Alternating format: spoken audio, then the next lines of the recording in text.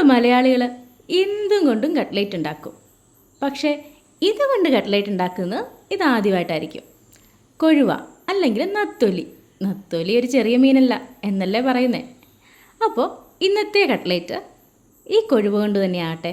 ഇതത്ര പുതിയ റെസിപ്പിയൊന്നും അല്ല കേട്ടോ. ഇത് ഞങ്ങൾക്ക് അമ്മ പണ്ട് കുഞ്ഞായിരുന്ന സമയത്ത് മീനൊക്കെ കൂട്ടാൻ മടി കാണിക്കുമ്പോൾ ഉണ്ടാക്കി തന്നിരുന്നതായിരുന്നു. ഇതാവുമ്പോൾ കുട്ടികളും മീൻ കൂട്ടുകയും ചെയ്യും, എന്നാൽ ഉണ്ടാക്കാൻ ഒരു 5 മിനിറ്റ് മതി താനും. ഇതിനായിട്ട് കഴുകി വൃത്തിയാക്കിയ കൊഴുവ 200 gram, grated coconut 2 table spoon, fennel seeds അഥവാ പെരിഞ്ചീരകം 1/2 ടീസ്പൂൺ, 1/4 ടീസ്പൂൺ പെപ്പർ ആൻഡ് ഒരു പിഞ്ച് മഞ്ഞൾപ്പൊടിയും.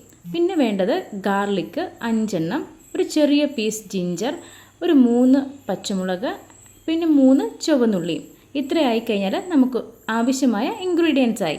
ഇനി ഇതെല്ലാം കൂടെ ഒരു മിക്സിയുടെ ജാറിലേക്കിട്ട് കൂടെ 2 തണ്ട് കറിവേപ്പിലയും കൂടെ ഇട്ടിട്ട് ഒന്ന് കറക്കിയെടുക്കണം. ഇതാ നോക്കിക്കേ, ഈ ഒരു പരുവത്തിൽ വരെ നമ്മളൊന്ന് അരച്ചെടുക്കണം. ഒരുപാട് അരഞ്ഞ് പേസ്റ്റ് പോലെ ആവുകയും ചെയ്യരുത്.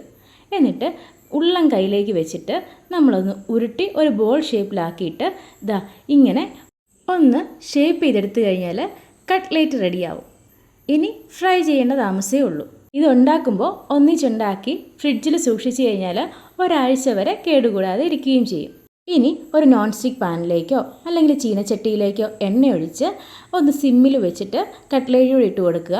എന്നിട്ട് 1 മിനിറ്റ് മതിയാവും. അപ്പോഴേക്കും തന്നെ ഇത് ഒരു സൈഡ് മൊരിഞ്ഞു വരും. എന്നിട്ട് മറു സൈഡും 1 മിനിറ്റ് ഒന്ന് മൊരിച്ചെടുക്കുക. ഇതാ ഒരു ലൈറ്റ് ഗോൾഡൻ ഷെയ്ഡ് ആകുമ്പോൾ തന്നെ എടുക്കാൻ പറ്റും. വളരെ ചെറുതായിട്ട് നമ്മൾ ഷേപ്പ് ചെയ്തിരിക്കുന്നത് കൊണ്ട് പെട്ടെന്ന് വേവുകയും ചെയ്യും. കുട്ടികൾക്കൊക്കെ വളരെ ഇഷ്ടമാകുന്ന ഒരു ഐറ്റമായിരിക്കും. അപ്പോൾ എല്ലാവരും ഒന്ന് ട്രൈ ചെയ്ത് നോക്കിയിട്ട് നിങ്ങളുടെ അഭിപ്രായം അതെന്ത് തന്നെയാണെങ്കിലും ഒന്ന് കമൻറ്റ് ചെയ്യുക.